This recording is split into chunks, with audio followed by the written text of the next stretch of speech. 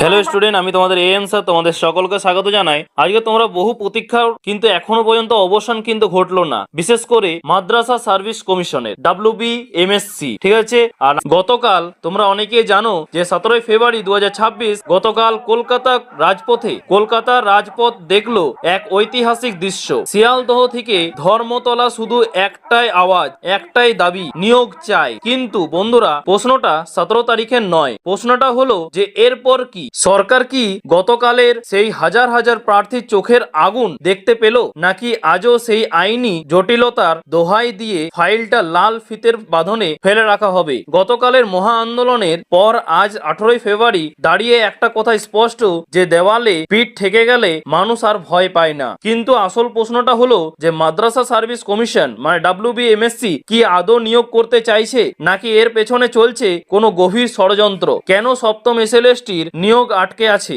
আজকের এই ভিডিওতে আমরা সেই ভেতরের খবরটা খুঁড়বো, যা শুনলে তোমাদের পায়ের তলার মাটি সরে যেতে পারে। শেষ পর্যন্ত সঙ্গে থাকো, কারণ আজ কিছু অপ্রিয় সত্য কথা হবে। তাহলে এখন প্রশ্ন উঠছে যে কেন নিয়োগ হচ্ছে না, এবং দুর্নীতি নাকি ইচ্ছার অভাব? আচ্ছা, একটা লজিক দিয়ে ভাবো তো, যে 2023 সালে বিজ্ঞপ্তি আর আজ 2026-এর ফেব্রুয়ারির শেষ হতে চললো 3 বছর। হ্যাঁ, ঠিকই শুনছো, 3 বছর প্রায়। একটা নিয়োগ প্রক্রিয়া শেষ করতে 3 বছর কি লাগে? এটা কি কোনো জোক চলছে নাকি অন্য কিছু? অবশ্যই তোমরা কমেন্ট বক্সে জানাতে ভুলবে না। কমিশন মাঝে মাঝেই পেপারে বিজ্ঞাপন দেয় যে আমরা তৎপর আছি, যে আমরা শূন্যপদ খুঁজছি। আরে মশাই, 3 বছর ধরে শূন্যপদ খুঁজছেন? ডিজিটাল ইন্ডিয়ার যুগে ডাটা পেতে 3 বছর লাগে কোনোদিন? নাকি আসল কারণ অন্য কিছু? অনেকেই বলছেন যে এর পেছনে বড় কোনো দুর্নীতির ছায়া নেই তো? সিটগুলো কি বিক্রি হয়ে যাচ্ছে না তো? না হলে আরবি এবং অ্যাডভান্স আরবিক এই স্পেসিফিক সাবজেক্টগুলোর ওপর কেন এত রাগ?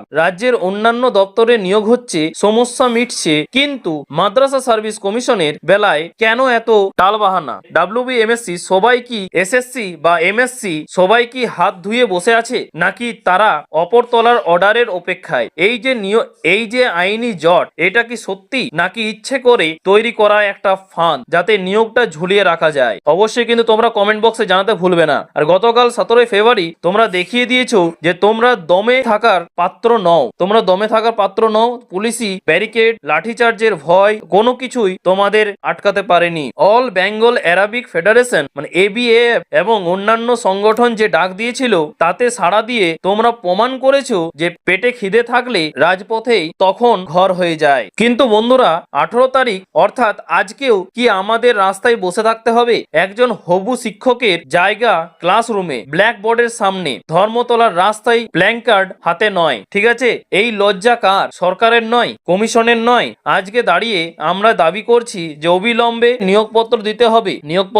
দিতে হবে। আর কোনো ডেট নয়, আর কোনো হেয়ারিং এর তারিখ নয়। আমরা রেজাল্ট চাই, প্যানেল চাই। এখন তোমরা অনেকেই হতাশ হয়ে পড়েছো, ভাবছো দাদা এত করলাম তাও কি কিছু হবে? শোনো, একটা কথা বলি, ইতিহাস সাক্ষী আছে যে আন্দোলন কোনোদিন বিফলে যায় না। গতকালের এবং আজকের এই যে চাপ, এই যে প্রেসার, এটা কিন্তু কমিশনের অন্দরমহলে ভূমিকম্প তৈরি করেছে। গোপন সূত্রে খবর আসছে বা বিভিন্ন বিশেষজ্ঞ মনে করছেন যে সরকার এখন বাধ্য হবে দ্রুত কোনো পদক্ষেপ নিতে। সামনে কিন্তু 28-29 মার্চ রাজ্য সম্মেলন, তার আগে হয়তো আমরা কোনো পজিটিভ নিউজ পেতে পারি। হতে পারে খুব শীঘ্রই আইনি জট কাটিয়ে প্যানেল প্রকাশের ঘোষণা আসবে, কারণ ভোটের আগে বা রাজনৈতিক চাপের মুখে সরকার চাইবে না যে এই ক্ষোভের আগুন আরো ছড়িয়ে পড়ুক। তাই আমি বলছি যে হাল ছেড়ো না। তোমরা 99% লড়াই করে ফেলেছো, আর মাত্র 1% বাকি। নিয়োগ কিন্তু হবেই, এবং সেটা খুব তাড়াতাড়ি হবে, কারণ তোমাদের এই আন্দোলন কমিশনকে বাধ্য করবে